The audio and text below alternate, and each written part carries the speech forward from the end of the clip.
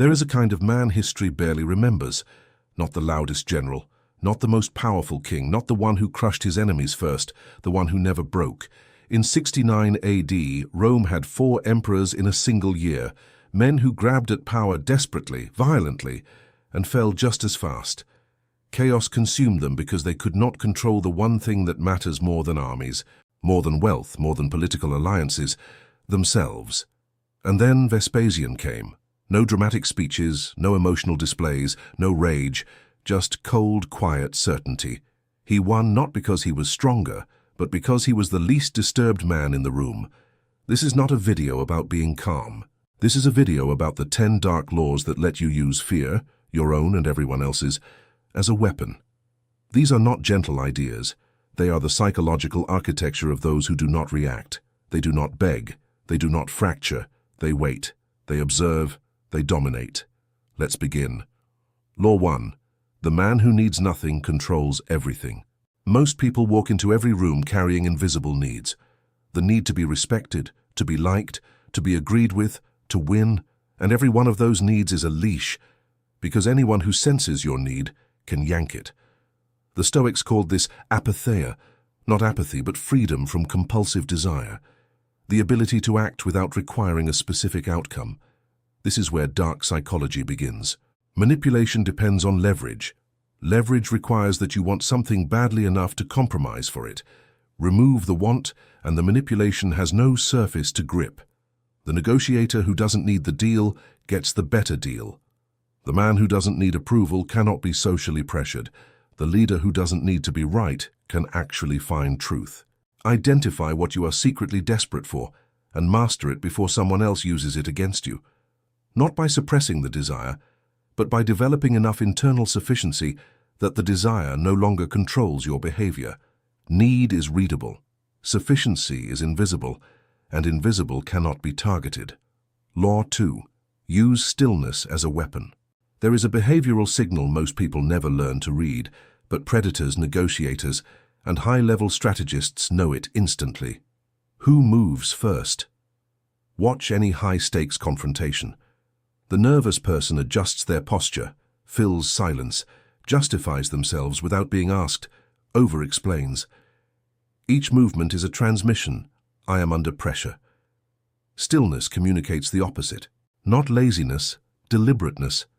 The implication that you are choosing not to react, that your resources are so vast, you don't need to spend them yet. In practice, this looks like not answering immediately, letting your eyes settle before you speak, keeping your face neutral when challenged, allowing the other person's anxiety to fill the space you have deliberately left open. Stillness is not passive, it is high-pressure composure. And in a world of reactive people, the still person appears to know something the rest of the room doesn't. That perception becomes real power. Law 3.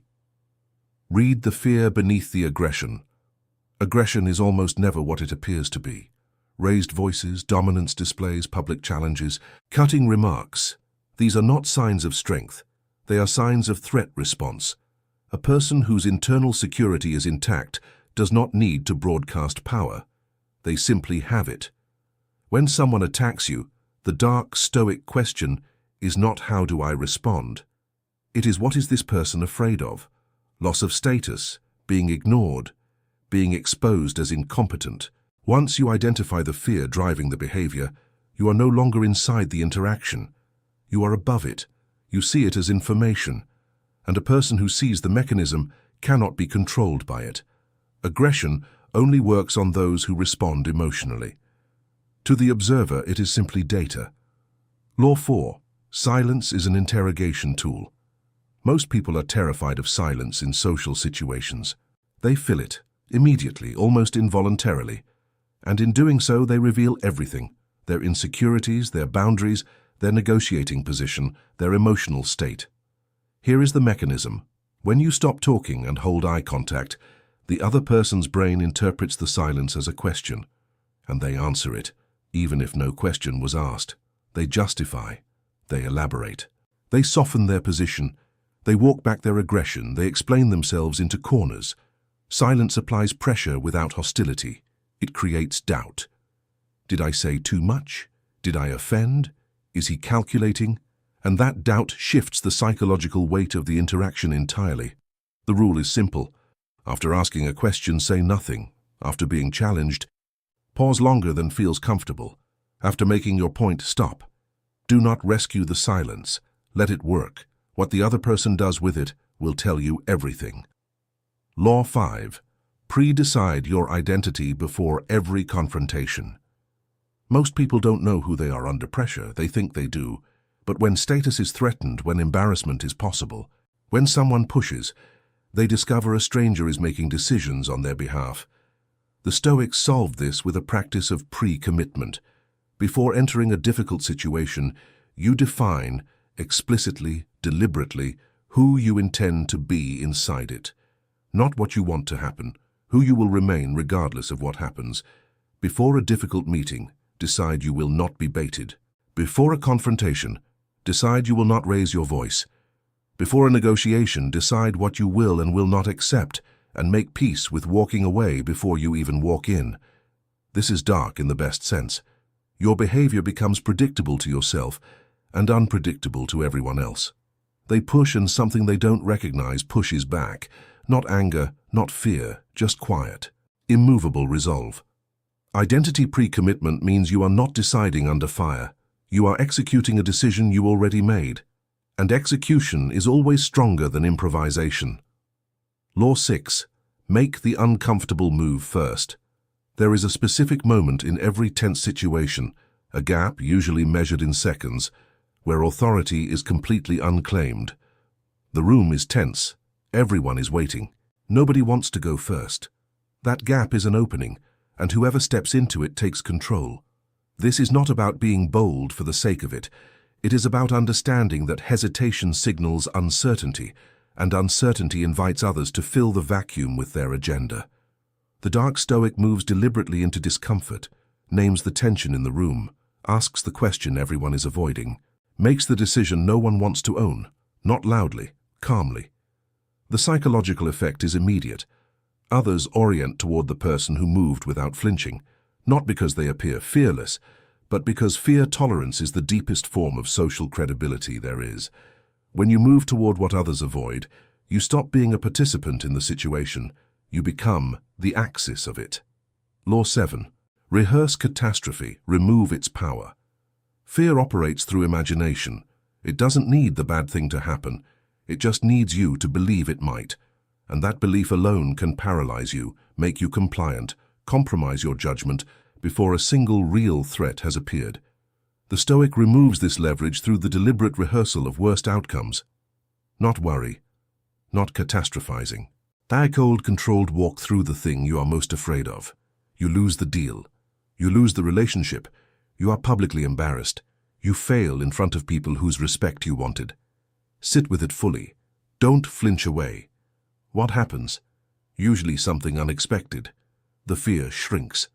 Because fear is at its largest when it is unexamined. The moment you look at it directly, it becomes finite, a specific scenario with specific consequences, none of which will destroy you. And here is the dark application. Once you have already accepted the worst internally, no one can threaten you with it externally. The person who tries to intimidate you with possible consequences is pulling a lever connected to nothing. Rehearse the catastrophe, take away its shock value, then act from a position that fear cannot reach. Law 8. Discipline your body to command your mind. The body is not separate from psychology, it is the physical expression of it. Shallow breathing signals danger to your own nervous system. Collapsed posture suppresses confidence and raises cortisol. Darting eyes undermine your own authority before a single word is spoken. Your internal state is shaped by your physical behavior, just as much as your thoughts shape your behavior. You can interrupt a fear spiral by changing your physiology. Slow your breath consciously. Drop your shoulders. Keep your gaze steady. Lower your speaking tempo by 20%. These are not performance tricks. They are direct inputs into your nervous system, signals that tell your body it is not in danger. And a body that believes it is safe gives the mind space to think clearly, to observe strategically, to act with precision. Discipline the physical, and the psychological follows. Composure that exists only in your mind collapses under real pressure. Composure built into your body holds. Law 9. Let others underestimate you. There is an enormous strategic advantage in being underestimated. Most people perform their competence constantly. They signal status, demonstrate knowledge, correct others publicly, ensure the room knows what they are capable of. They believe visibility equals power. Often it does the opposite. The dark law is this: calibrate how much of yourself you show based on what serves your objective, not what satisfies your ego. Let someone believe they have the upper hand. Watch how they operate from that assumption. Information flows toward the person everyone underestimates and away from the person everyone fears. Men who thought certain individuals beneath them spoke freely around them. And a man who speaks freely reveals everything: his plans, his insecurities, his real position. Capability held in reserve is more powerful than capability constantly displayed, because displayed capability is known. Reserved capability is unpredictable, and unpredictable people cannot be outmaneuvered. Law 10. Govern yourself and nothing else will need to be forced. Every law in this video is a specific application of one root principle. The man who masters himself does not need to dominate situations. He doesn't need to force outcomes, break others down, or perform power. The room shifts around him automatically, because the human nervous system is extraordinarily sensitive to internal state, and people orient unconsciously toward whoever is most regulated. Marcus Aurelius spent 20 years as the most powerful man in the known world, fighting plagues, wars, and betrayal from inside his own court. And his private journal, written for no audience, never meant to be published, is filled not with strategy, not with plans for control, but with relentless self-examination. He was not trying to fix Rome, he was trying to fix himself. And Rome was better governed for it.